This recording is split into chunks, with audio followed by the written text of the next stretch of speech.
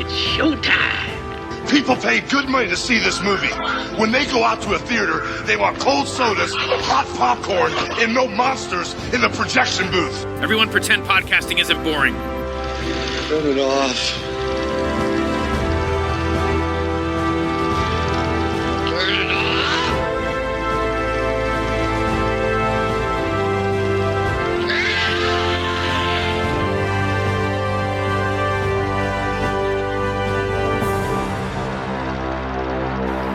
Did you ever meet two kids like Dennis and Sue Ann? We think not. They're quite a pair in Pretty Poison.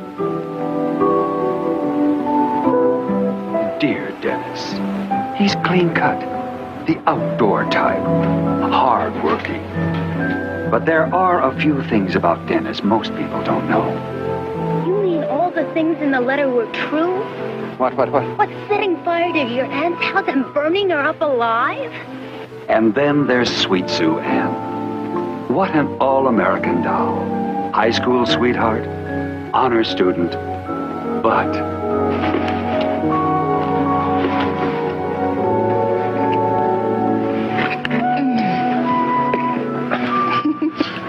How long is it going to take? Not long. You'll know. The moon is acting very funny. You go to your room. Make me.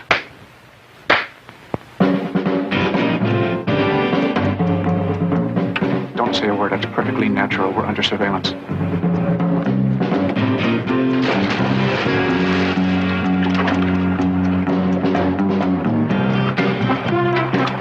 Anthony Perkins is Dennis.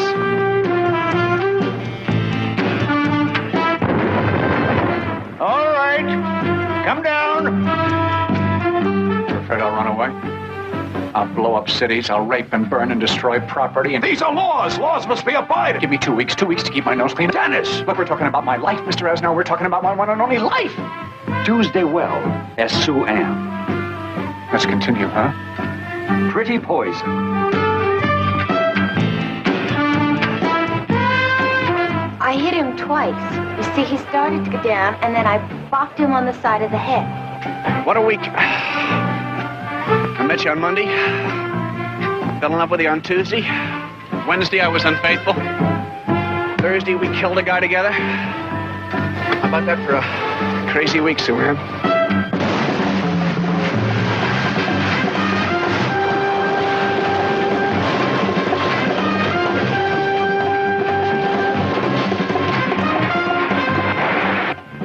Dennis, make love to me. Make love to me. Sue Ann, listen.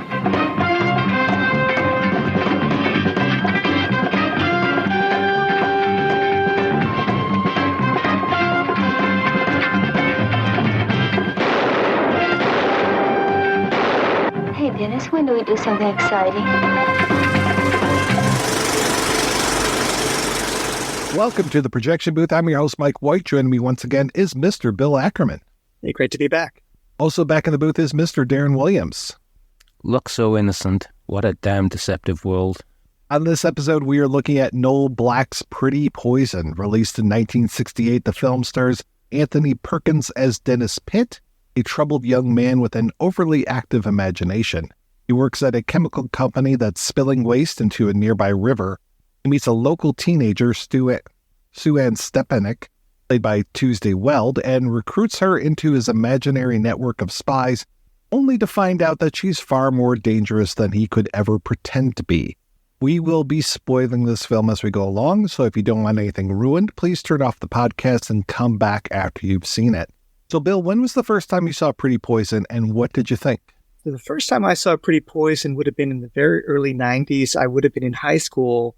I taped it off of either Prism or Cinemax, and had been looking for it because I was a big fan of Danny Perry's book Cult Movies, which has a chapter on it. So I want to say this was actually the first film I saw because of that book, that I didn't already come to that book already having seen. And so it was actually probably the first quote-unquote rare film I ever had, because it wasn't out on videotape. Like, just straight TV screenings were the only way you could see it other than like repertory. And I loved it. I mean, it was a great discovery. the time I was young enough that I hadn't really seen a lot of things that people compare it to. Like I hadn't seen Blue Velvet, I hadn't seen Badlands or Gun Crazy. Heavenly Creatures hadn't been made yet. So, I didn't really have a lot of things to compare to other than Psycho, which I had seen. And I thought it was such an interesting companion to Psycho because I assume most people that saw Pretty Poison went in with that expectation about what Anthony Perkins is up to and kind of plays with those expectations. And Tuesday Weld, I think I only knew from reruns of Dobie Gillis. So like I only really had a TV kind of sitcom impression of her. And it really kind of made me excited to check out what she was about as an actress and like reading about things like Lord Love a Duck and Played as It Lays. It was a great kind of rabbit hole to go down after seeing her in this. I think it felt like 60s television turned dark because I think I associate her with like a certain kind of innocent television. And even just the way that the town and the dialogue, everything felt kind of more like what I associated with television more than film, but like 60s TV grown sinister, which I think even as a young teenager, I really appreciated that aspect of it. And Darren, how about yourself? Late 90s to early 2000s, I was on the tape trading scene. And, remember what it was like? You used to get lists of films with no context, no explanation at all, and you'd end up just researching them to see what was worth trying. Pretty Poison just leapt out to me. And, yeah, I absolutely adored it from the off. I found it quite shocking. I was surprised at how funny it was the first time I saw it and how I didn't realize Lorenzo Semple was the writer. So that kind of, yeah. But yeah, I've absolutely adored it ever since, and it's one I return to quite often. I'm trying to remember when I first saw this. I definitely saw it on VHS, though I think it was sent to me by a friend of mine. If my friend Rich didn't turn me on to this movie, it definitely feels like something that he should have, especially absolutely gorgeous blonde leading lady. That's so much his style to send me movies like that. And yeah, just this twisted sense to it. And watching this the first time, I mean, I never buy that Tony Perkins is a CIA agent because we have that opening and closing, but we've got that opening bookend with him and his basically parole officer. And had we not had that, I don't know if I would have bought him as a CIA agent. I mean, he is squirrely enough and puts forth this kind of manic energy. And I should just say that all of the performances in this movie are just top notch, but Perkins and Weld are just phenomenal. And the way that they play off of each other throughout this whole thing, the way that they have this power exchange, and especially how things flip as the movie goes along. Wow. And that's what got me. That's what really got me when I watched this the first time, was see that relationship shift and to realize, oh, wow, this all-American apple pie, leading the majorette in the marching band. We've got this great march going on at the beginning for our opening credits. And I'm just like, wow, she's way more twisted than he could ever hope to be. That just really puts me on a happy path. Every time I see this film again, Perkins' speeches, whenever he's doing the CIA speeches to Tuesday Weld, perhaps it's knowing who the writer was, but it just puts me in mind of Adam West in Batman. It's just the tone of the speech and the way he plays it. That overly serious, deadpan, straight style when he's talking, it, cliches that come out. It just reminds me so much of that. And do we think, though, that even Tuesday Weld leaves the CIA at the beginning? Because I don't. No, I never think that. I think that she's always playing a game with him from the beginning. I have a hard time as far as when does she know? Does she know right from the get-go, or is it pretty soon thereafter? And I'm not sure. And I'm okay with that. I'm okay if she knows right away, and I'm okay if she figures out, not that much later, maybe when they're in the car together at the make-out point, but it's pretty darn soon if it's not immediate, because she definitely knows as the story's unfolding and just starts to play with him that way. And especially, we're going to talk about a murder that happens, especially when after that, and she just starts doing this. Does the CIA cover that, Dennis? I was thinking about that title because Pretty Poison was, of course, the retitling of She Let Him Continue was the novel and was the original shooting title. And I think that Pretty Poison I mean, it could apply to the chemicals that are colorfully, polluting the water. But I mean, it clearly sets up that who's the pretty poison in the story? She's got to be it. I mean, and so like I was wondering how many people thought she was an innocent going into the film versus like a film noir, femme fatale kind of bad seed, kind of character. Because I think I always knew, and I don't even know that I read the synopsis in the book Cult Movies before I watched it cold, but I think I always assumed she was bad news because of the title. That's why I chose that quote for the opening, because I think that's just sums up the movie. It encapsulates it perfectly. What a damn deceitful world when he's looking at the vial. And he's talking about her as well. He doesn't realize how much he's missing and how much is just right in front of him. Because this film is full of foreshadowing. It's in everything. It's in the newspaper reports. It's in every single part of the film. It's setting it up, and he's just missing it right up until the point when Sam, is it, the night watchman? Right up until the point he dies, then he gets it. Then he starts to realize. When I first watched it, I think I was started watching with a slight nervousness of, is he manipulating her? How's this going to go? But then very quickly caught on that, oh yeah, she's a psychopath. She's worse than him in every way. When they're talking about the true crime story in the newspaper, I mean, he's explaining, it sounds like entrapment, she's too innocent. Like, he already is intelligent enough to recognize that kind of scenario from the outside. The fact that at what point he realizes he's in that scenario and he's just going to follow through with it anyway, I think is so interesting. And that it kind of throws you in the novel and in the film that, like, he doesn't make a go of it. Like, after the murder is committed, he just turns them in. Like, it's so anticlimactic in a way, but I think that's not really the kind of film they're telling to have them go on the run like a Bonnie and Clyde or something. Like, it is about him giving up and not really being the psycho killer that everyone assumes he is. Like you're saying, all the foreshadowing. I mean, I love the cutting in this movie. I love the editing, especially when he's at his factory job. He runs away from his parole officer, Mr. Eisenhower, played by the amazing John Randolph in this.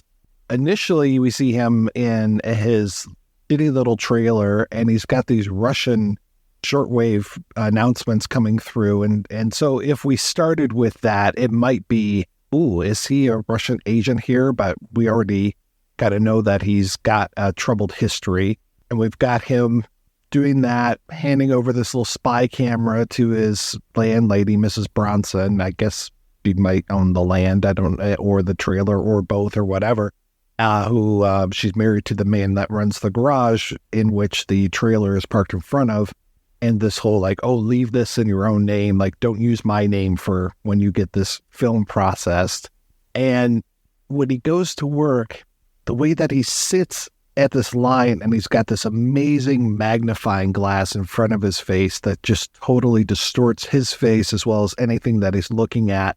And I love all of those vials of poison coming down the line, or vials of chemicals, and that he starts to hear the music of the marching band from the credit sequence and really sees each one of those little vials as one of those marchers coming down the line.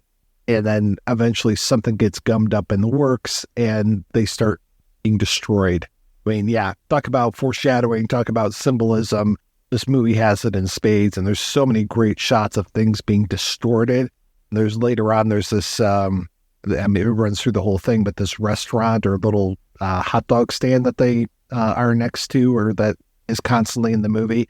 And there's some great shots of her being distorted through these glasses that are up front. And I think he even gets distorted by those glasses as well. So really nice way to show us that there's more to these characters than just the surface. It's also the first time that we've shown that sex in Pretty Poison equals danger in some way. Because it's such a sexual metaphor, seeing the pounding of the gears and machinery. And even when anything goes wrong, it's this huge burst of steam goes up.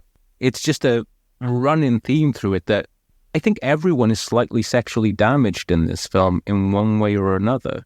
I don't remember him having the affair with Mrs. Bronson in the novel, but I know that the script had it, and they shot a scene that they didn't think worked. And then that scene is eliminated from the film, and they don't even allude to it at all in the remake. But there was supposed to be sexual tension with the landlady, and I think supposed to be sexual tension with Mrs. Stepanek that I feel like is downplayed in the film. I know that Beverly Garland did an interview where she said she was kind of playing it like she was interested in him. I've never seen it that way, and I never really saw sexual chemistry with Dennis and the landlady in the film either. Like, it just felt like even when he's embarking in a sexual relationship with Sue Ann, it's like initially when she's talking about like, oh, I think, they're about to do it, is talking about the boyfriend of the mother.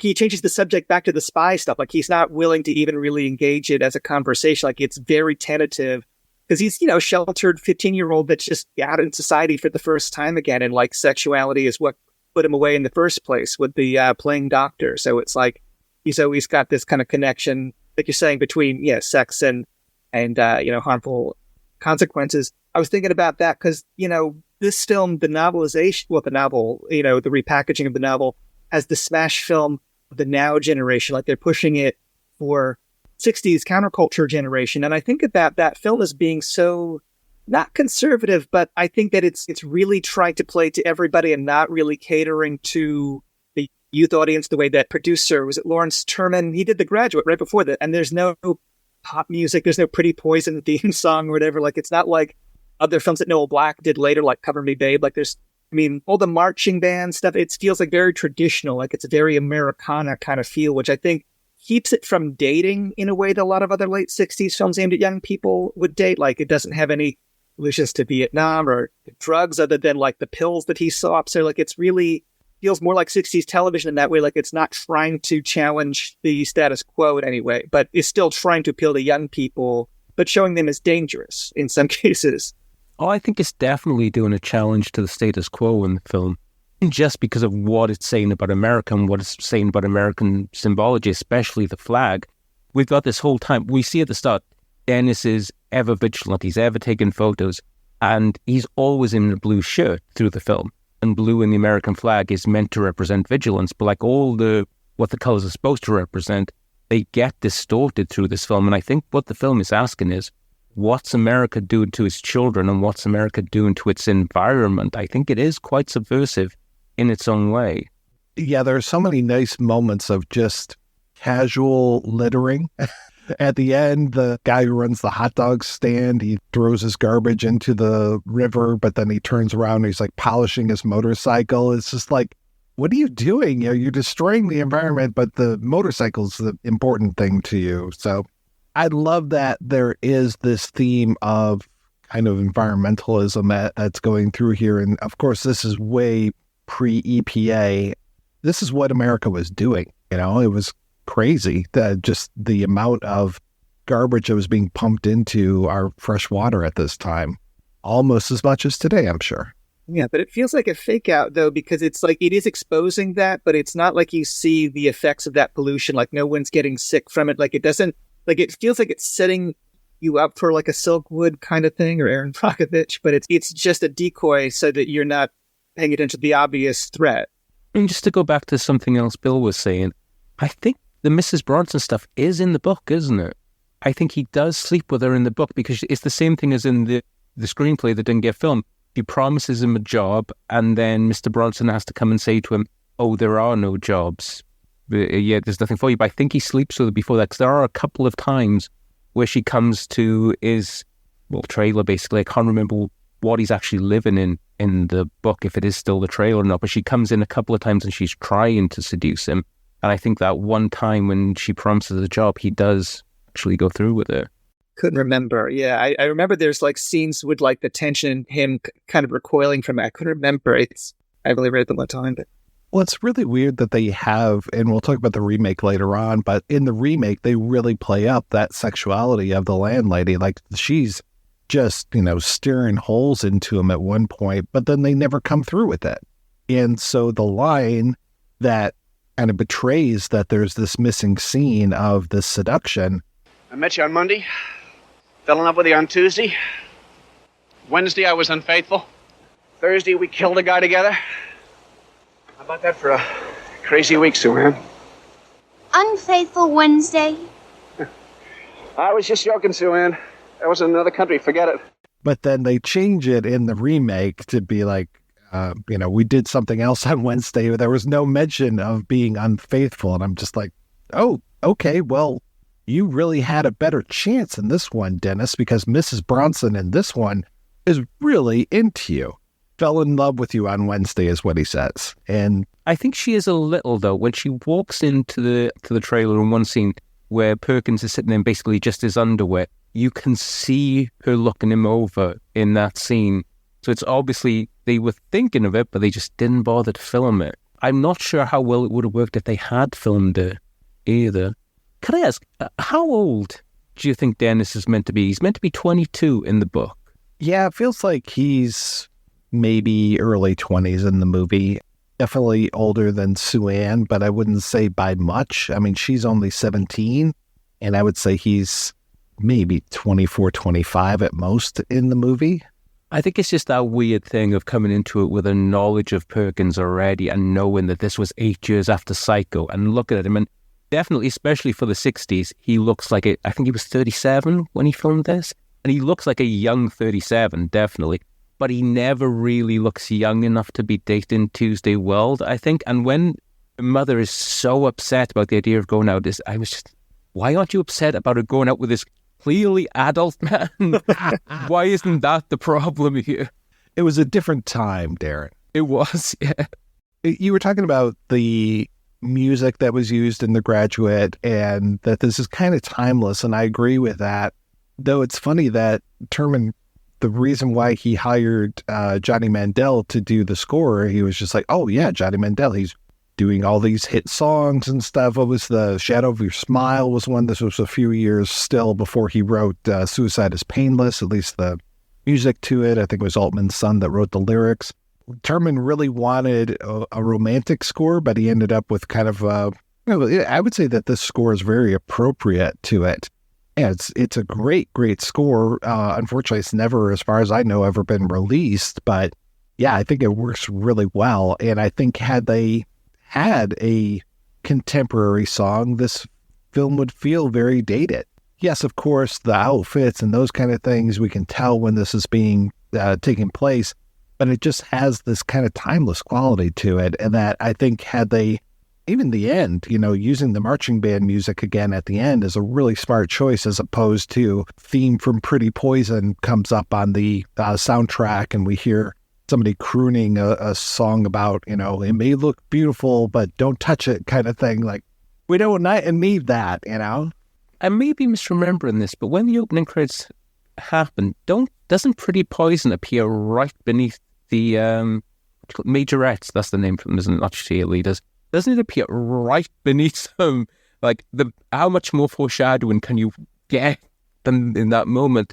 Speaking of foreshadowing, I think one of the most important scenes in the film, once you read the screenplay, is actually that cinema visit when he arranges to meet her there. Because originally that was supposed to be a James Bond film. In the script, I think they named Goldfinger, don't they? That is what they wanted.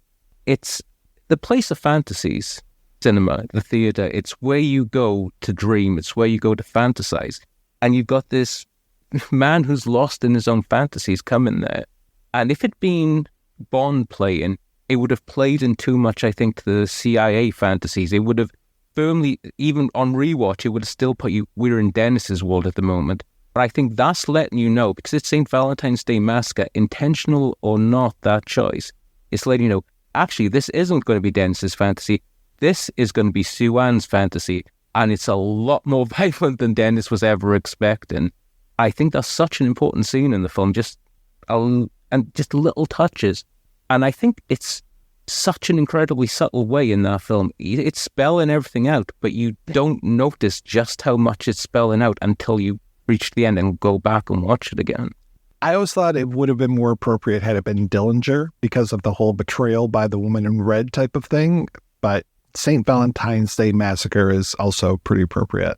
Yeah, I noticed on the marquee outside, it doesn't have St. Valentine's Day Massacre or James Bond. It has In Like Flint, the another spy movie, but a Fox owned one. So I don't know why they didn't use that, other than I know this is the same. One of the art directors, Jack Martin Smith, is also the art director on St. Valentine's Day Massacre, so maybe he spoke up for that. I don't know. But yeah, no, it's a great choice. It's funny, on the commentary for the Blu-ray, they mentioned how they re-edited all those Corman's shots so that it plays faster than the actual Corman film so that it would work for the rhythm of Pretty Poison, which is fine. I'm curious how much, because there's 2 commentaries on the Blu-ray, and I have to recommend anybody within the sound of my voice. It's a great Blu-ray. But to hear Lawrence Terman talk about things and just like, oh yeah, I recut this picture. I didn't like the editor. Ziegler wasn't that good, and I was the one that went in and I put these flash cuts in, and I did this and I did this. And he's not bragging. He's a very humble man, but at times he's humble bragging at times. But he's especially like just really like Lem Dobbs is on the commentary with him, and he's just like he's fawning over Lem Dobbs and some of these things that Dobbs is coming up with, and Dobbs is coming up with great things, but he's just like, oh, you're so smart, oh my goodness, and just going on and on. And then Noel Black gets on his commentary track, and he's just like, I was surrounded by some really great people, and he is talking about, Ziegler was a great editor, and he was a great cinematographer, and he was a great writer. Just going through all this stuff, and just super humble sounding guy. And I'm just like, well, did Terman really actually do this editing stuff or not? I'm very curious, but regardless, the end product is great. And especially those little flashes of stuff, the flashes of the band, the flashes of the beach, the flashes of the fire, and even the flashback to her after she murders Sam, the night watchman. And I think we get a little bit more in that flashback than we actually get in the movie proper, the timeline proper. And I have to say, that moment when she conks Sam on the head, because eventually Dennis pulls her into his orbit and is planning, well, he ends up getting fired from the plant, and so he plans a sabotage, and I think he might have even been planning it before, but he brings her with him, and the night watchman catches them. She conks him on the head with this massive wrench, and when she conks him the second time, I was just like, oh, okay, this is really something. She really means this. But what really drives it home, poor Sam isn't dead, and she pushes him into the water and rides this guy's head like it is just the most sexual thing. And to see Tuesday Weld with her skirt hiked all the way up and seeing those lovely thighs that she's got and just riding this guy to death, I was like, oh my God. And that was the moment for me where this film we were riding at about an 8 and then suddenly jumped up to a 10 and became like one of my favorite films. And it's such a memorable scene too. It's the look on her face as she's doing it, this sheer delight. Yeah, I always think of that scene as being longer than it actually is because it lingers in the memory so much that it's only a few quick cuts of her riding the Sam's drowning body sexually. But it's such a jarring image that you just never forget it. When rewatching it yesterday for this, I thought, did they cut something? It feels like so short versus my memory of it. But like every version of it, this is how long it was cut. It makes one hell of an impression. And yeah, it just really cements the sex and death, the, Eros and Thanatos of this film. And especially because each time they do something naughty, she gets real jazzed up. And even after she shoots her own mother, she's just like, hey, let's do it. She wants him right there and then. And then to your point from earlier, he's not into it. He's just like, the thought of violence, the thought of killing Mrs. Stepanek, he ends up, running into the bathroom and throwing up. Meanwhile, she's there pouring bullets into her own mother with this wonderful look on her face, her tongue kind of hanging out, and she's just so into it. And then when she's done, okay, great, let's do it. Let's have some sex. I'm like, wow.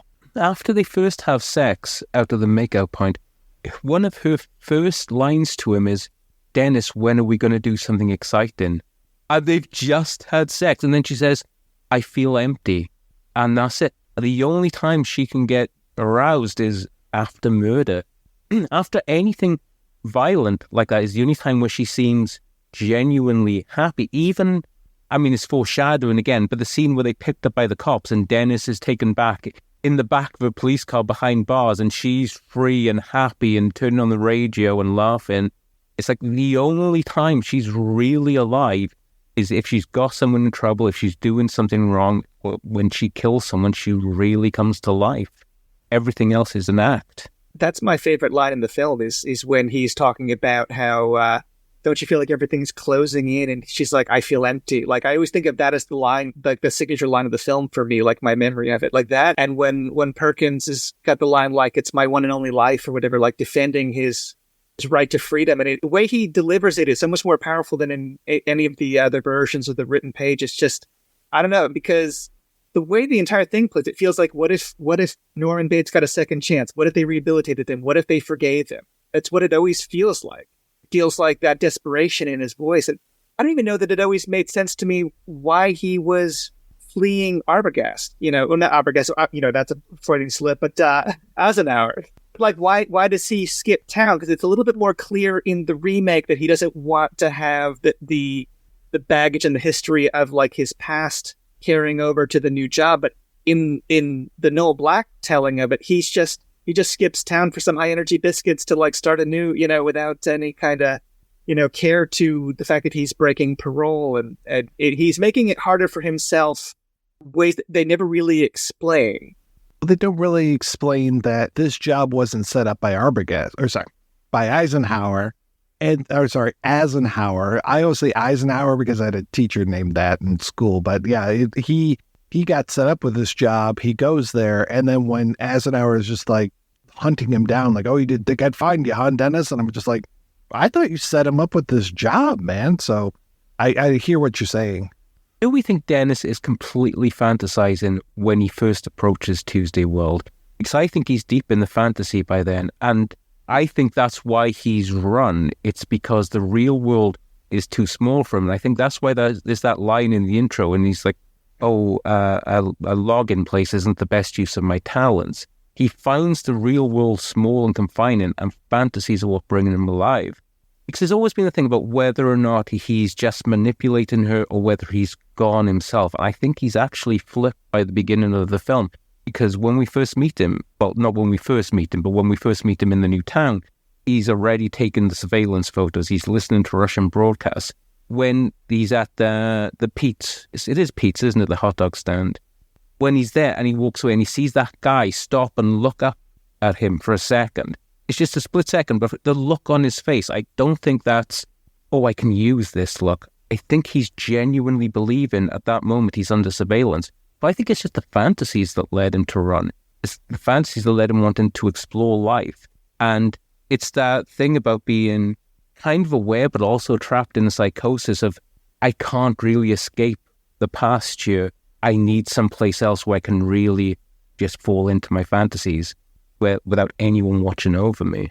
Yeah, I think the thing Pretty Poison is it always feels like it's playing it both ways, because I think what you're saying is correct. And I think that when he sees the man with the hood up with the car, I think he is afraid that it's legitimately like he's in a fantasy. Like, I don't think he's playing a game. I think he's also consciously using the whole mission to seduce Tuesday Weld's character in the way that, like, I think of something like Jeffrey and Sandy and Blue Velvet. And it's like he's using this as a kind of covert courtship. Like, and I think he knows it. Like, it's not like there's a smile to it. Like, there's times when he's breaking character, like when he's talking about the true crime stories with the hot dog man. Like, he's not totally in a paranoid, delusional world all the time. But the fact that I think you're right that some of the paranoia is real. I think that, yeah, the film goes back and forth, and it's always ambiguous as to what point he's knowingly playing a game. Because it feels like he is playing a game more than he is, compared to how it reads on the page or in the novel. He doesn't seem that dangerous or that delusional. It feels like a guy who's too smart for a small town, and he's bored, and he's made, a Walter Mitty style kind of like dark take on it. Watching it again this week, I was also reminded, because it's the same DP, David Quaid, who shot The Swimmer, another New England, yes, literary kind of source material, like about a guy and his fantasies, and also kind of, probably commentary on America and American males and such. But that same kind of, when is it fantasy or not? I think it's part of why it never gets old for me, like rewatching it, because there is that ambiguity. When it comes to those drugs that he gives Sue Ann, are those drugs? Are they just, sucrets or something inside of that tin. I mean, well, in the book, they're meant to be like uppers, aren't they, in the book? Yeah, I read a little bit of the book, and I was just like, wow, they're really into taking pills. So I wasn't sure if in the movie, if we're meant to believe that those are drugs or not. It feels like they should be, but there's really no effect. It's not like, they get high and hang out or something. I always saw them as a placebo effect, like he could be giving her breath mints or something. But like we see her POV of the moon distorting, but I always think that it's just, she's just going along with it. In the book, it's like he's given those pills to kind of stabilize his mood or his fantasies, but you never really establish this, and you know that they're not government issued, by the CIA. So what are they? And I just always assume that they're Tylenol or something, and it's just part of his rap, in the car. But they could be. I mean, they could be real drugs. They never really spell it out. Yeah, I think in the book they are meant to be real drugs, and they were meant to be. I think it says they were prescription, and he stole a load of prescription pads so he could get more. I think that's what happened in the book, how he's got them. But one of the things that I really like about the film compared to the book is I think the book spells out a lot more. It's a really good book, and I really like the terseness of the prose in it. But it spells things out a lot more, and it definitely makes Dennis into a more unsympathetic character than in the film, I think. He so reminded me of Holden Caulfield when I was reading that book, and I think Holden Caulfield is one of the biggest assholes in the world. So we talked about, mentioned the scene where he goes and throws up after the murder of the mother. I mean, they make love after the murder in the book. I mean, it's definitely like a more challenging character to, and if you read reviews of the book, I mean, it just talks about them as like just young psychopaths. Like there's not any kind of nuance to like how people were receiving those characters in some of the reviews you read. Well, in the book, he intentionally goes there to murder her mother. He's not going there to run away with her. He's made a plan to go there and kill her, and then he can't, and he backs out of it. So he is definitely a harder-edged character than they made him for the film. And I think the film works better. I think it works better that he's kind of the patsy. Well, he's definitely the patsy, even if we don't know it. The book reminded me more of some of the juvenile delinquent books that were being published around the same time, just the hardness of the prose and, the kids are wild thing going on with it. And the film is charming is a difficult word to use, but I think Dennis is charming at times in the film, which he never is in the book. I really feel for this Dennis. I feel for what he's doing, especially after you realize, he's the one that's being manipulated. He's not the manipulator. Then you really start to feel for him. And then you start to really see those lies too, where it's like, my mother, she came back. She snuck back just like your aunt snuck back and before you burned her alive kind of thing. All right, you knew she was coming. You know that this is going on. And then especially when they reveal that picture of her other boyfriend, which just opens up a whole other thing as far as, are they still dating? Who is this guy? What's going on? And they do an interesting thing in the remake with that. But when it comes to this movie, you're just like, what is going on here? Like, how many guys is she stringing along, I always thought he was a previous victim. That's why she's kept as a memento, is what I always thought. I mean, the ending would definitely make me feel like that. Like this has been a long string. And she, I love that line when she's talking with, I can't remember the actor's name. Cliff Barnes from Dallas is what I always think of him. Ken Kercheval. But she's talking to her next victim and she's like, oh yeah, he got caught. Psychopaths always get caught. And I'm just like, all right, is that foreshadowing for you, or is that just you saying that you're never going to get caught? And of course, they add Don Randolph at the end of it, but that was interesting reading the script and seeing that they had, because the book ends basically with Dennis having the dead body in his trunk and calling the police and admitting everything, and we hear the siren, or we don't hear the sirens. He doesn't hear the sirens. He just sees the policeman coming into the diner where he's at, because it's not a hot dog stand in the book. What Semple did was he added a scene of Sue Ann courting her next victim, courting this Harry Jackson character and flirting with him. And then what was great was you read that's in the script, but then there's the extra bit. And he also added the whole thing of Dennis and Morton Eisenhower also talking as well. And he really like lays it on thick, even says like the term pretty poison, and just kind of gives Eisenhower this whole like, hey, you better check her out. Next time you're in Winslow, check in on Sue Ann for me, would you? And then they like kind of like fold things in to be like, oh no, this needs to come here, this needs to come here. And then we need to have Eisenhower actually looking at her at the very end. And so they had the order of the scenes was different in the script, but you could tell it said like, this goes before her picking up this guy. Yeah, I was reminded this time watching it. I don't know if De Palma ever saw this, but the ending reminds me so much of Sisters, with somebody watching the murderess, waiting to bring justice to the situation, but maybe they won't succeed. Like the murderess is still out there in those stories. This whole movie reminded me a lot of Badlands, which is ironic because I think next week we're talking about True Romance. Spoilers for Badlands, folks, but hopefully you've seen that movie by now. But the way that Warren Oates is shot by Martin Sheen, I'm just like, this really looks similar to what's going on. And this whole thing of like, I'm going to liberate you from your awful parent type of thing. But I also got a real rope feel to this as well. And I'm not exactly sure why. I mean, they're not thrill killers. They're not both thrill killers, but I guess it's that hesitation that the Farley Granger character has. And maybe it's just because I was also thinking about Gun Crazy. I think you mentioned that one before too, Bill, as far as this like, you know, murderous couple on the run. And then also John Dahl in that one, you know, it's kind of the opposite of Rope. Like in Gun Crazy, he realizes, oh, Peggy Cumming is way out there. You know, that whole revelation of Sue Ann being the wild card. It's like, oh, you know, it feels like how, I mean, Dahl's pretty nuts as well, but Peggy Cumming really just takes the cake.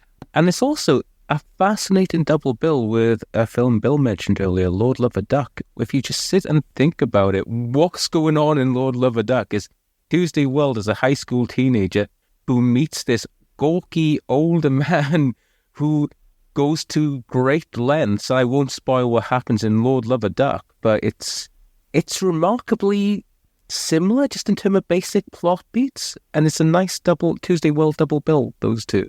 And of course, this is going to be influenced by Bonnie and Clyde. It comes a year later. But I think what this is doing is, I mean, I think Noel Black said that he always had the femme fatale, the film noir stuff, and he said films like Double Indemnity and stuff like that. But it's really taken the romanticism of Bonnie and Clyde and just said, nope, this is what it would really be like. It's not the two lovers dying in a hail of bullets. Sorry if I spelled Bonnie and Clyde. But again, everyone should know that. It's saying this is what it would be like. This is the truth of those situations. There was a lot of hesitation on Anthony Perkins to do anything that resembled Psycho. There's even that moment where his eyes are moving back and forth, and he was like, I really don't want to do that. It reminds me way too much of Norman at the end of Psycho. But also at the end of Psycho is the whole scene with Simon Oakland where he's laying out the crime. We don't necessarily get that here, but we get something similar when she's being interviewed. And I mean, her performance is top notch through this whole thing, but when she starts to express all these false emotions in front of all the cops and in front of Eisenhower, it's just like, man, oh man, you are really doing a great job. And just like the cops basically take it over and they're like, oh, well, you know, she was obviously forced into this, and just really start to back her up and make up their own stories to fit her narrative even more and to just bolster her innocence. Yeah, and it goes back to that thing. It's that thing of her so often being seen in whites and reds and just totally subverting them. And, you know, Perkins being seen in the blue. And even, I thought if this is intentional, it's a lovely touch. Her driving that blue car around it, and Perkins always in the blue shirt, as if the film is just saying, look, she's always controlling him. There's the link. She's always the one in charge. She's always in the driver's seat. What a lot of this film, I think, is doing is saying, this person is one of the untouchable people because she's beautiful and she's all American and she's decked under the symbols of America. And I think it's almost like, to bring her down would be to bring something of America down. It's almost like that feeling in the film. I genuinely think there's a thing there in the script and the film where they're saying, America, what are we doing? We have children parading with rifles for a high school drill, which I didn't realize you guys did. I've lived in America and I didn't realize the majorettes had rifles until I actually saw this film. They might not do it after Columbine. They're usually white wooden rifles. They're nothing real at all. So I was not surprised when I saw those rifles. I was like, oh yeah, that's what majorettes do. It's such an insane thing when you think about it. Even a symbolical gun, it's a weird thing to give high school girls and say, yeah, just learn to parade with those. Yeah. Pretty Poison is asking, what's wrong in America? Where's the poison coming from in America? And again, a weird link. It flows into, I think, Killing of America, the Leonard Schrader documentary about guns in America. This is crime in America. This is what we do. And I think all these things kind of flow from each other. And Pretty Poison is like there were several films made in around 68, and I would have counted The Swimmer definitely as one of them, but things like they are in the 60s, but they looking forward to the 70s, and they kind of trapped in this Netherlands. And I'm thinking of films like, not a film I think as good as this, but like Charlie from the same year, and Rachel, the Paul Newman film. They all desperately want it to be the 70s now, but they're not quite there yet. And I always associate Pretty Poison with that group in the films. There's a certain look to them. There's a certain feel to them that's not of the 60s from a couple of years earlier, but not quite 1970s American cinema yet. I thought you were going to say Targets also. I was about to... Targets, yeah. Yes, Targets, thank you. Yeah, I was like, when was Targets? Because that is so like rips off the facade of what's going on and just the casual murder and patricide and matricide and that. Oof. Yeah, I don't have them side by side, but you mentioned when you talk about Badlands, I'm wondering how similar the dress that Sissy Spacek wears after the murder of the father is to the dress that Tuesday Weld is wearing in the murder of the mother. But that same kind of like that little girl kind of like, it's the most girlish they look in those respective films, just like at the time of the murder. I'll tell you, I was so happy to see Don Fellows show up as one of these two offbeat detectives. And I think he's the one that wears the earpiece. Yeah. Which so reminds me of Gordon Cole from Twin Peaks. But Don Fellows is I don't even know if people would know him from this. I mean, mostly I know him as a general in Superman 2. But of course, for me, his biggest role, he's only on screen for maybe 10 minutes, is Colonel Musgrove in Raiders of the Lost Ark. He's one of the two guys, him and William Hootkins are the two guys that come to visit Indiana Jones, and he explains what the staff of Ra is and gives him the whole history lesson. He's so great. And just even to see this like 12 years beforehand, I was like, oh, I know that guy. What a great face he's got. I don't know, can really put it together like what it means other than just it's a great visual motif is when he first leaves the trailer to go start his new job, he's running through dark woods in an otherwise sunny environment. Like he's choosing the shadowy path. And I noticed that they repeat that when Tuesday Weld drops him off at the end to like spend his last night on his own in the woods before they killed the mother. And it's like that same kind of like wandering through dark woods, like surrounded by sunlight. And that also reminded me of The Swimmer. Like, even though it's like this kind of sunny small town America, there's this kind of sinister kind of gothic image like within the town that's where he's drawn to. And it's like a transitional moment in his life. He's got that moment when he's waiting, when he can't go back to his place anymore. And he's supposed to come over to Sue Ann's the next day. And the day that he ends up was supposed to kill her mother for her, where he's going through the forest, again, another forest scene, and he eventually comes on the car, and the lovers are in the car, and the guy gets out and beats him up a little bit.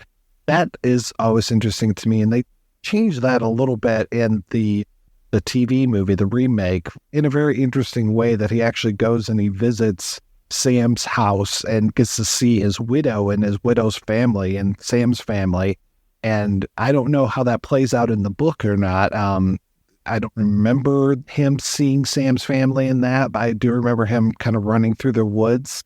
It being like a longer period of time. It feels like he's really, thinking about a lot of things before that next day. Yeah, I think we're probably all going to agree that the TV movie is not the superior telling of this story. But one thing that I think it does that is kind of ambitious is it does try to flesh out the Sam character and even do something more interesting with the lover of the mother. It's trying to do some small things to develop characters that are not really that well drawn in the original film. Whether that's necessary is debatable, but it does try to do a few things. That was an interesting touch. Forget. In the novel, there's a point when he falls asleep in the woods and wakes up to find her attacking him. Do you know which film? The night that they kill Sam? Do you know what I'm talking about? Like, he falls asleep and wakes up and, like, she's trying to kill him in the woods. Yeah. It's when the police take them back. They don't pick them up in the car, make it out, and they go back to her mother's house. And he says something to her like, your daughter tried to kill me tonight. And she says, well, I just saved your life by not pressing charges. So yeah, that's that night. Yeah, that would be the Sam night. Yes, because in the film, it's they get busted for potentially necking at like the makeout point in the town. Lascivious carriage. Yes. Yeah. And I do love how he reads about that in the newspaper about this other case, and they're like, oh well, yeah, that's the makeout spot, the people around the hot dog stand. And then it's later on when he's driving with her, and he's just like, oh yeah, stop here. And it just so happens to be the makeout spot in her whole thing. He's so not smooth when he's trying to make out with her. And she's just like, he does the whole thing of like, oh, hurry up and kiss me. People like to look at couples when they're kissing kind of thing.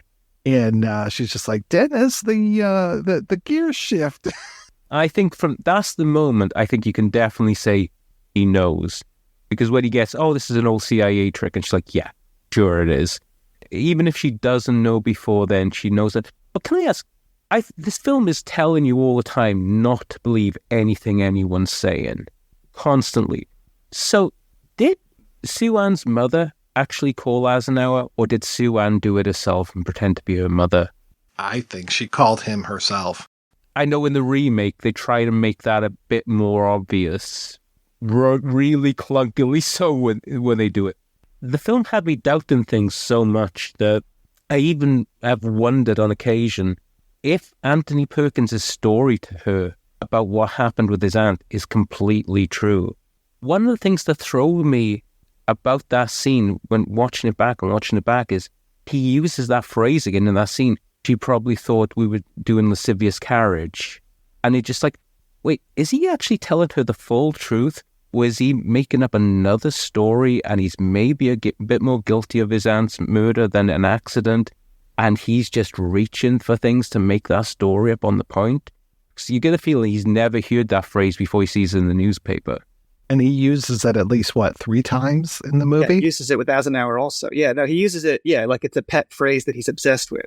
Yeah, I always wondered even if when Sue Ann says that her father died in Korea, that's a lie. Because in the remake, he just left the family. Like, so it's less dramatic, but I always wonder, everybody's like telling lies, like you're saying. And when he talks about playing doctor, I mean, what is that code for? Because we know he's all about fantasies that are partly seduction, but partly also like very dramatic, like there's real consequences if certain things don't happen. I don't know, but like I said, like that ambiguity, I think is part of what keeps it kind of rewatchable and then open to multiple interpretations like that. Well, in the book, isn't it that it's not his aunt who died; it was her daughter, his cousin, and she was the girl that he was playing house with. Isn't that? Am I? Yeah, no, you're right. It's yeah. I mean, towards the end, he's kind of recounting that again. It almost sounded like he burned down the whole church that she and all the congregation was in. Yeah. Did you guys pick that up at all, or am I just completely nuts? No, I think that's true. Yeah, I mean the novel. I mean, he's focused on fire throughout it, which I don't think they emphasize at all, really, in the story. I mean, like other than that quick cut to the burning building, but you don't really associate him with being drawn to things that resemble flames. I mean, I don't know if the red vials are like he's drawn to that because it reminds him of fire and he loves fire. Like I don't think he's a pyromaniac the way that like the book kind of presents him as. Fire, fire, fire, fire. I can't believe we've got this far into the recording and no one's mentioned one of the greatest lines from the film.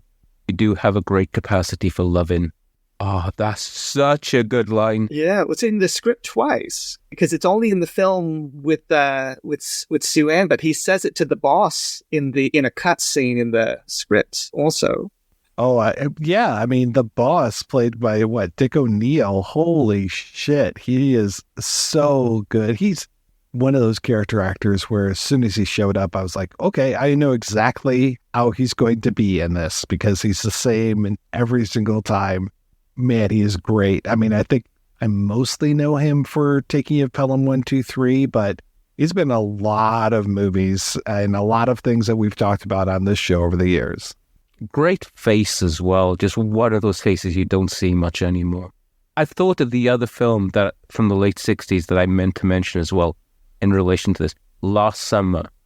I think it was in the air and they were looking forward to the new thing, but there was something definitely in the air of the kids aren't right. You get that feeling so strongly from a lot of films at that time. Yeah, well, the whole trope of that kind of liberal social worker kind of like benevolent character does feel like a juvenile delinquent movie. I mean, because all the other authority figures are corrupt. I mean, it's, jerky cops, jerky boss, but Eisenhower is like almost like a Capra character in terms of like his benevolent kind of like just give him one more chance. Oh, you're in love. Good. Well, we'll just, just keep your nose clean, kid. Like it's just, it's not a realistic kind of character and but it works for both stories. And I think that's one thing I thought it was interesting to make that character a little bit more cynical in the remake. I mean, I guess they kind of had to because it's a different kind of way of telling that story. More like, well, we'll get to that, I guess. But I think it's Last Summer is interesting too. Yeah. Once Dennis starts to talk about, oh, I met a girl, and what does he say? Like she's clean and good. Yeah. And Yes. Like, okay. I think that's when he says, well, now you're pulling my chain. Something like you gilding the lily. Yeah, you have a you're terrible gilding habit the of lily. gilding the lily. Yeah. Well, it's when he talks about her as like leading the majorettes or whatever that like, oh, you're getting carried away now. But yeah.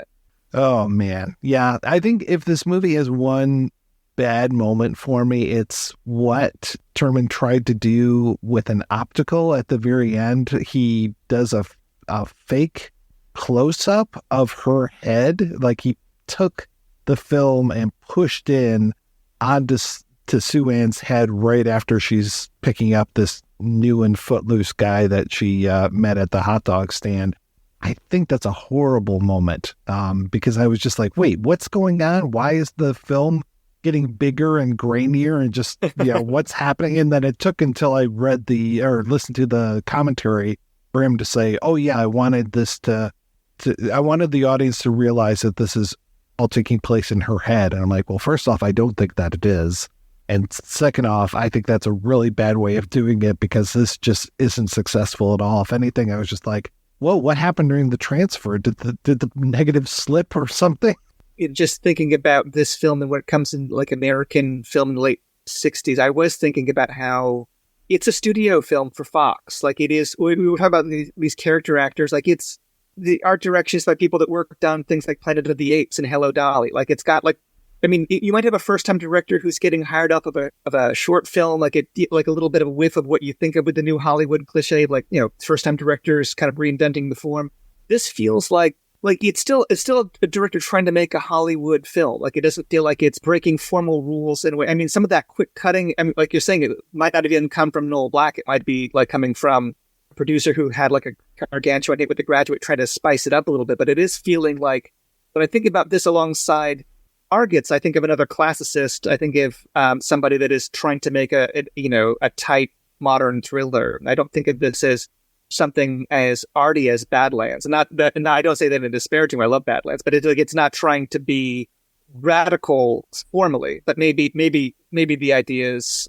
I guess when I think about like that kind of like characters verbally challenging status quo, like this is not that kind of film. But maybe some of the ideas being raised are more subversive than something like Psycho.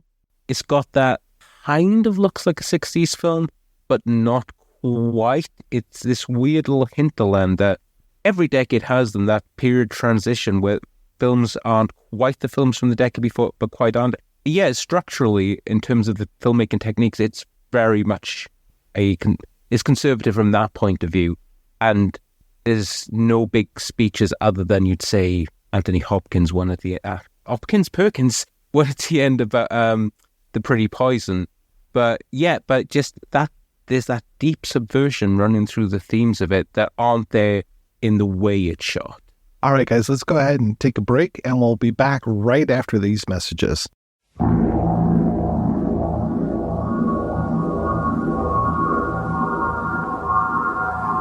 Hello, everyone. This is Malcolm McDowell.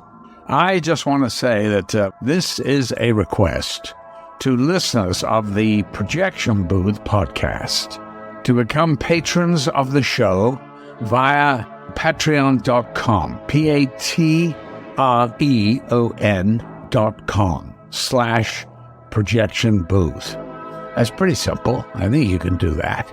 It's a great show, and Mike, he provides hours of great entertainment. So now it's time to give back, my little droogies. Settle down and take a listen and have a sip of the old Moloko. And then you'll be ready for a little of the old in-out, real horror show. Bye-bye. All right, we are back, and we're talking about Pretty Poison. And just like I always say, like any good film, Pretty Poison deserved a remake. Or maybe not, I don't know. I almost said it readapted, but really, they're not doing a readaptation of this novel. They are going right back to the simple screenplay and going from that. I don't know if there was much more from the book that they tried to re-add.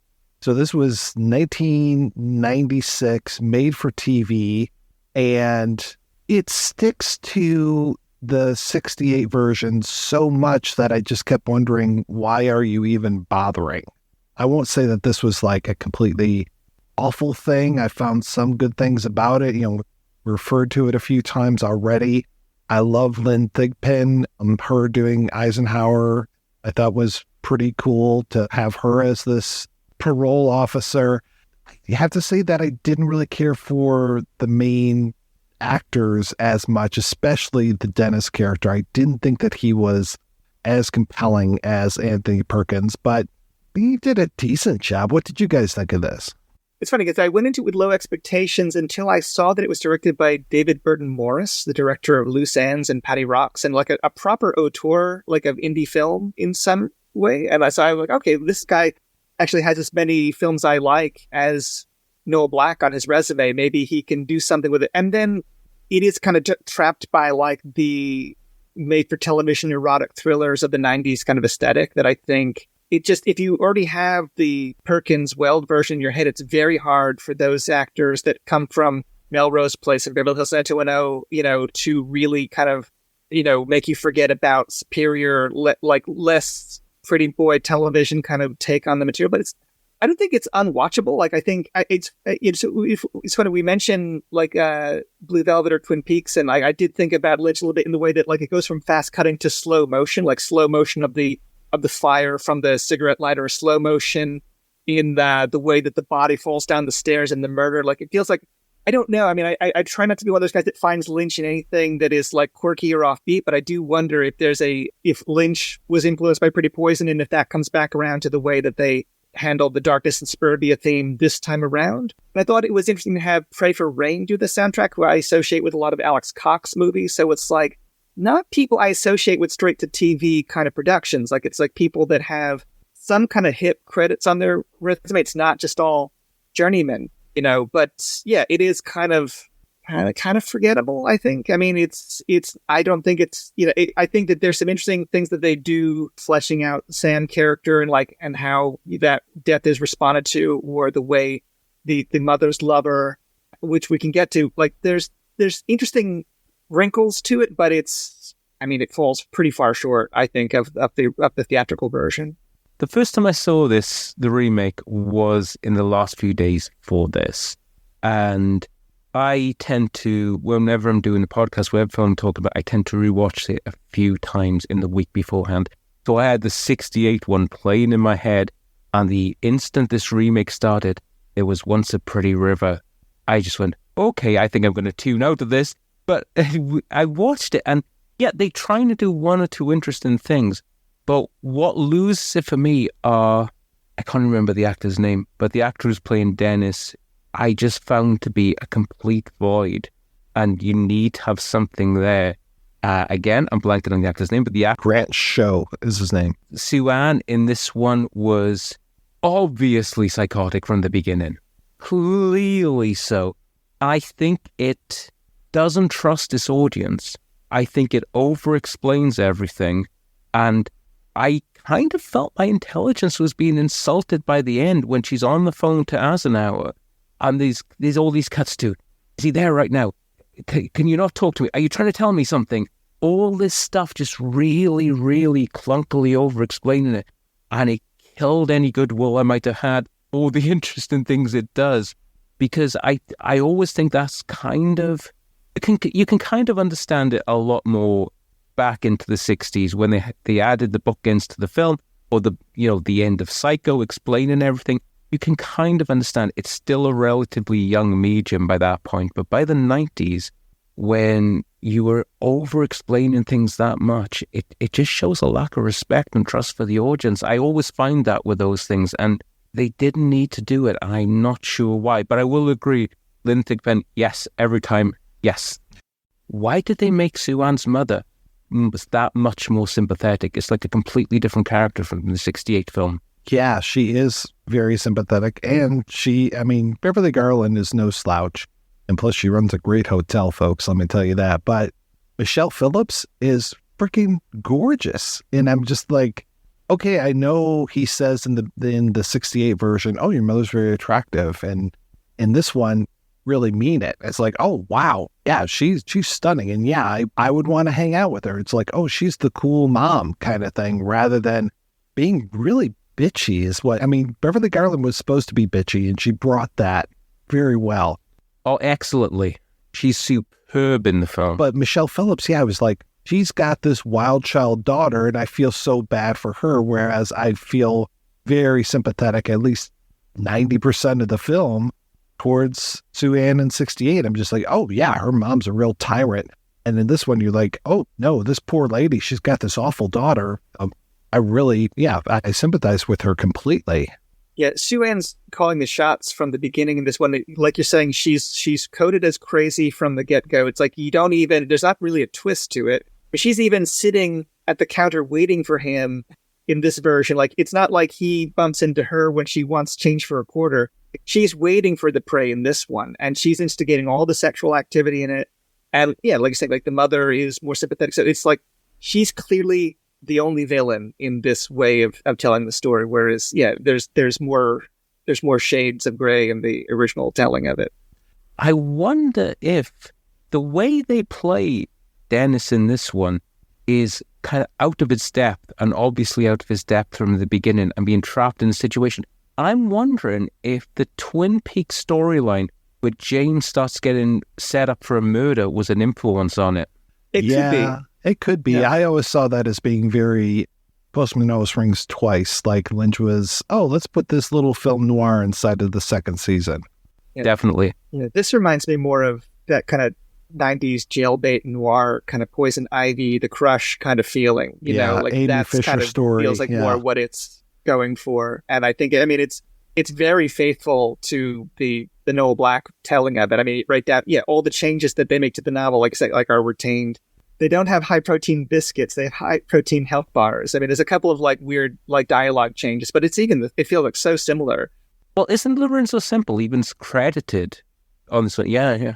Yes, Lorenzo Semple Jr. still gets credit. And then it's Brian L. Ross also gets credit, but there's not a whole lot more that Ross brought to the party with this, other than I thought it was kind of an interesting twist talking about Poison Ivy or Amy Fisher or any of these kind of things, where you find out that it's that Sue Ann, seems to be having an affair with her mother's lover, Benjamin.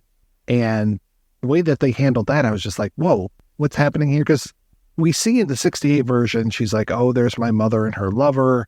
That's pretty much it. We don't get a whole lot more with them. In this one, you get somewhat of a similar scene, but then Dennis goes up with a rock and smashes the front window of the lover's car. And you very clearly see in the front his personalized license plate of Benjamin. And then later on in the film, rather than it being a picture of an quote unquote ex-boyfriend in Sue Ann's room, she's like, oh, that's my brother. And she says, it's my brother. And then he said, oh, he looks like Benjamin. She's like, oh yeah, isn't that weird? Isn't that sick? Like her mother is having sex with somebody that looks like her brother. Okay, this is really strange. And then at the very end, it's like, oh yeah, she's getting into this car rather than it being, Cliff Barnes that she's seducing at the end. She's getting into Benjamin's car and off they go. And I was like, oh, that's a twist I didn't see coming, and a twist that I think was a little unearned. They're acknowledging the changing times and maybe that age gap that could talk about in the original film. Like they're making it like this is her MO. Like she seduces older guys. Even the fact that they make the guy that she seduces at the end talk about, well, my mom doesn't want me going out. My dad doesn't want me going out with older guys. Like they change the dialogue so like that's her reason. Like it's clear that like it's not like in the ending of the original film where it's like it feels like, oh, she's dating someone her own age because he feels like a younger guy. No, they're commenting on the dialogue. They're like, this is an older man that we've got to get around it. Like, and this is just what she does. So maybe they're thinking like they deflect some kind of criticism potentially with that kind of age gap. I don't know. I mean, it's the 90s. It's not like now, but it's still something that would have been more talked about than in 68. What this is really missing, though, for me, compared to the original, is that feel of sexual dysfunction running through the entire town, because it is pretty much the entire town. Dennis is sexually messed up. Sue Ann is sexually messed up. She looks at the adults who are having perfectly normal affairs and she says it's always dirty when adults do it and things like that. And even in this town, even the police are more interested in stopping at lovers' lanes just to catch young couples together, and that feeling of deep repression in a town that's always been there for me when I watch Pretty Poison is just kind of missing from this remake. Yeah, although, I mean, it's more leering than the original film. I mean, even right down to having like this kind of quasi De Palma, like he's in the hallway and she's like seeing her like with her shirt off, like just through an open door. It's just like, this feels like so heightened to be unreal, but it's like, I mean, that's, even changing it from like the drum majorettes to cheerleaders, like everything is becoming more erotic thriller territory than before. Just to go back to something that we were talking about earlier, do you have either of you have any theories about what actually was the truth, where it comes down between the two commentary tracks, the one with Noel Black and the one with Lawrence Turman? And like you mentioned earlier, Mike, they are so different. Any ideas what the actual truth is on this film, on the shooting of it, on the actual making? Like, who was responsible for what? Because Noel Black definitely comes across as better, and he really endeared himself to me in the commentary track when he tells that story about Anthony Perkins. Oh, and, boy, yeah. Yeah. That's a great story. I just really want to recap that story real quick. It was such a good story that I just want to share it. And again, buy the Blu-ray, listen to this yourself, but just this very quick thing where Black went to Perkins and was offering him this role, had gotten the script to him and his agent, and Perkins was like, listen, I'm in this play for another month. Yeah, and I could give them my 2-week notice, but if I do that, they're going to shut down after that. They're not going to put in an understudy for the last 2 weeks of the show. They're just going to scrap it. So rather than me screw over all my fellow actors, why don't you just let me finish this play? Give me 2 more weeks on top of that, and then I'll come do your movie. And I was just like, oh, that's so nice that he was looking out for his fellow actors so much. Yeah, and Noel Black really endeared himself to me in that commentary with so many nice things to say and so much praise. And Lawrence Turman, it kind of put me off a little bit because it's exactly like you said. It felt like a 90-minute humble brag. They really did. And I'm just wondering if that's skewing my perspective a bit of when I'm like, oh, you were responsible for everything on this film, were you? Everything? So, I don't know, do you guys have any idea what the truth was? Because I haven't been able to figure it out. I mean, I don't know much more than what the commentaries lay out. I know that Noel Black died in 2014, and that second commentary that you're talking about was done after he was not really around to challenge or defend himself from the comments made. And I actually think it's kind of cruel that Lem Dobbs is even trashing the other movies that he made, like Cover Me Babe, which I think are not uninteresting movies. They might not be Pretty Poison level, but they're not like some of the worst movies ever made, which is kind of how they're portrayed in the commentary. So it's a little bit fair. And Noel Black, I mean, didn't have the career maybe Pretty Poison seems to suggest he would have been set up for, and so maybe he did benefit from having a very solid team around him of people that are like industry vets working for Fox, like kind of supporting this, this first-time feature film director. I mean, it doesn't feel like someone uncertain about what they're doing, but I don't know if, free from that situation, if he ran into trouble. I mean, I don't know.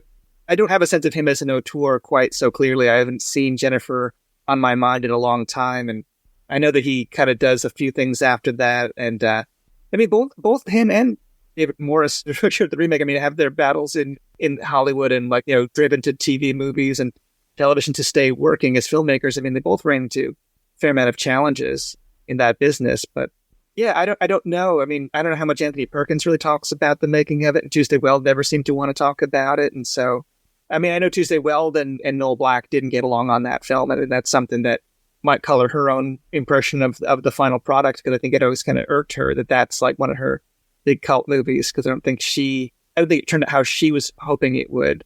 It's interesting because even though that's the case, I mean, that really sets her up from graduating. I mean, that and Lord Love a Duck kind of like set her apart from like doing, teeny bopper kind of parts into doing things like A Safe Place and Play It As It Lays and Thief and all these kind of more mature, interesting character parts that she does, at least for a good 20 years. I know that one of the first times I was on Protection, but we talked about Play It As It Lays. People haven't seen it but love Pretty Poison. That's the great reteaming of Anthony Perkins and Tuesday Weld, as actors, but such different parts, still such great chemistry.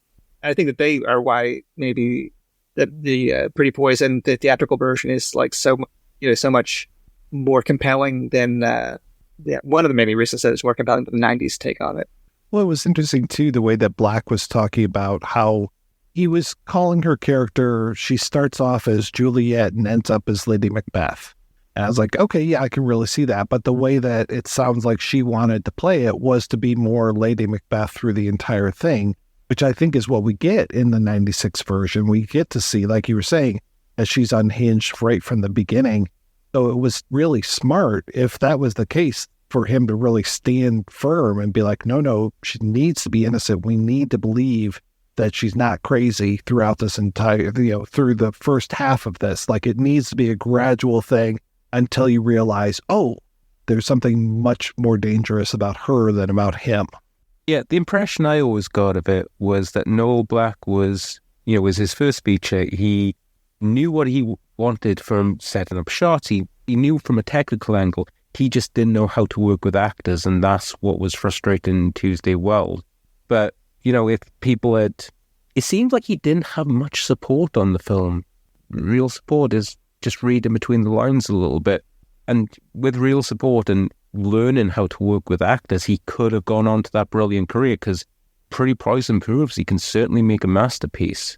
Yeah, well, I wonder if he had come up through independent productions and earned his place on that set. I think, when you're talking about people that have been like, you have people that were working on, maybe in St. Louis and things that you have people that are like old Hollywood vets, like, here's this kid who has like one short film that won some prizes and now he's telling us all what to do. Like, there probably was that kind of lack of respect that I think you hear stories about, like Brian De Palma trying to make Get to Know Your Rabbit, people from the outside, they were not greeted by that system. I mean, they had to work their way up through TV, like Spielberg, or those guys did not, all these young movie brat generation people were not, I mean, they might have been given like technical support from the best craftspeople that Fox had, but I don't know that there was like an invitation to collaborate that I think was maybe there. I mean, the film still come out great anyway, but I sometimes wonder what would happen if he started off with independent productions on the East Coast and then found his footing, because I think it kind of humbled him in a way to have nothing else kind of connect the way Pretty Poison did. And even that, like, I mean,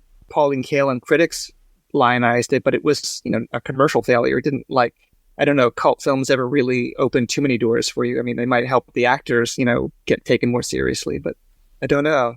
Didn't Kael say it was buried by the studio? They didn't do preview shots, preview screenings or anything for it.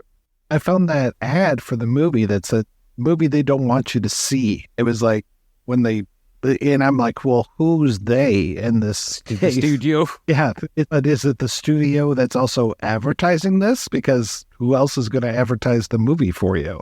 Yeah, I found that interesting. And there was real dearth of stuff written about this. I mean, other than those reviews at the time, there hasn't been a whole lot of appreciation of this movie, unfortunately. And I just always found this to be such a, unfortunately, hidden gem. Yeah, well, I mean, if you compare it to Targets, I mean, Targets was also kind of buried. And both of them, I mean, it's a time when you have all these political assassinations and, maybe, some kind of cautionary attitude towards violent, realistic stories. So, yeah, in both cases, they got discovered by movie cult people that, seek out better than average genre movies. And, these were both, thrillers that were smarter than, Roger Corman. But I love Roger Corman movies, but, the typical grindhouse drive-in fare, these were a little bit craftier kind of productions, and word of mouth, and people like Danny Perry writing chapters on them in books like Cult Movies, and people find them. I mean, I was seeking it out as a kid in the 90s, when it had no video life. I mean, that's something that Fox really did not even care to keep it in circulation in the video boom. I mean, it never came out through Key or any of those kind of companies, and I think the DVD came out very belatedly, and then even the Blu-ray that we're talking about, Twilight Time, I mean, that was limited edition. I mean, hopefully people can still find it if they want to hear it, but it's never really been, and I guess what Fox is now Disney, so who knows when the next edition of Pretty Poison would even come out. I mean, it's not a film that's had a lucky go of it as far as being widely available. Anthony Perkins has plenty of films like that. I mean, Played As It Lays has never come out on home video to this day. I mean, took a lot for Winter Kills to come out. Fool Killer, this is getting kind of examined in the wake of the folk horror kind of boom, and even The Trial, the Orson Welles film, I mean, it's not as widely available as you'd think, given how good it is, and it's an Orson Welles movie with Anthony Perkins. But Anthony Perkins has a lot of films like Last of Sheila that are getting kind of rediscovered in recent years, and hopefully this one will gain momentum as far as it can do audience. But yeah, it's never been the easiest film to see, even when it's been in print. So I was looking at that ad, and it's the movie they tried to hide, and it's quotes from the Martin Nelman Toronto Star review, Pauline Kael from the New Yorker, Joseph Morgenstern from Newsweek, and Albert Johnson from Film Quarterly. And the person that was putting out, or the organization that was putting out this ad, was now available in 16 millimeter from New Cinema Canada. So it address it, on Yonge Street in Canada. So this was not Fox advertising their own product. This was a rental house being like, hey, come on and get this on 16 for your own enjoyment, because nobody else is going to show it to you. Well, it's a shame. It does show that critics and people writing about it, I mean, can keep a film that studio never had faith in and tried to bury. I mean, people still find it. People still talk about it. And, I mean, I don't know. It even got a remake in the 90s. Why would they remake that? Other than if there was some kind of interest in that story. And they even kept the title. They didn't have to keep that. Danny Perry, like you say, has probably done a lot of good work for this, because a lot of the books, a lot of the films in the Cult Movies books or the Film Fanatic book, people are seeking out who are now in positions like you guys, who are making these films more known to people. And I think that's why, because of the non-mainstream criticism and non-mainstream film writers, are why films like Possession got the big reappraisal, in that it's people who are passionate fans. And for so many films that came through those period books, I think it's the fans who are doing it, the fans who have got into positions of power, I guess. And they're just, pressuring for them. And I'm so glad for that. Yeah, well, Danny Perry, I mean, had Cult Movies book, which has entries on Perkins and Tuesday Weld. And, I mean, he's probably the person that made me think, Tuesday Weld was actually like this, not just this beautiful blonde actress that, was in films like Dobie Gillis, and think that she chose interesting projects, and her films were not big money makers, but there's a lot of buried gems, and Lord Love a Duck and Safe Place and Played As It Lays, and even things like Looking for Mr. Goodbar that have big cult followings despite distribution challenges. I mean, I don't know, it is heartening, and hopefully people will hear this and seek out Pretty Poison. I mean, as of right now, you can find it on YouTube and places like that. People still thrust it into the thrust it out there, even when it's going through the in and out of print on home video. All right, guys, let's go ahead and take another break and play a preview for next week's show. From the director of Top Gun and Beverly Hills Cop 2 comes a movie that will leave you breathless.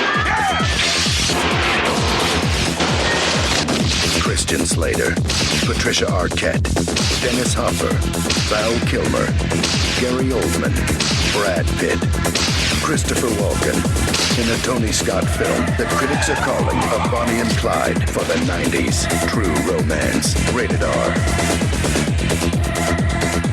That's right. We'll be back next week with a look at Tony Scott's True Romance. Until then, I want to thank this week's co-hosts, Bill and Darren. So, Bill, what is the latest with you, sir? The main show, Supporting Characters, has been on a little bit of a break this year. I've been doing shows for Directors Club with Jim Laskowski. Just did one on Joan Micklin Silver. And I'm working on right now it's a 12-hour project on Jean-Luc Godard, which hopefully I can finish soon. But I've been doing a few home video projects. I just had a commentary with Amanda Reyes on the Second Sight edition of the Texas Chainsaw Massacre, and one with my late friend Travis Crawford on Death Dream for 101 Films, the Bob Clark film. Those are both UK releases, but I think if you have Reach and Free Player, they're out there. But working out a few things, but no, the latest, I guess. And Darren, how about yourself? See, I feel so inferior coming after Bill. Oh, it's amazing. But yeah, no, like I said last time I was on, I mostly record stuff for Patreon with Barry Dodds, stand-up comedian, and my fellow film podcaster. And yeah, we've just recorded an episode on the Alex Garland film Men. We do a series every month that takes up a week that's just looking at a subgenre of cinema. So we're going to be releasing one on home invasion films very soon. And yeah, just keeping on with that and just enjoying podcasting. It's really nice to talk with people who are so passionate about film. Well, thank you so much, guys, for being on the show. Thanks to everybody for listening. If you want to hear more of me shooting off my mouth, check out some of the other shows I work on. They are all available at weirdandwaymedia.com. Thanks especially to our Patreon community. If you want to join the community, visit patreon.com/projectionbooth. Every donation we get helps the projection booth take over the world.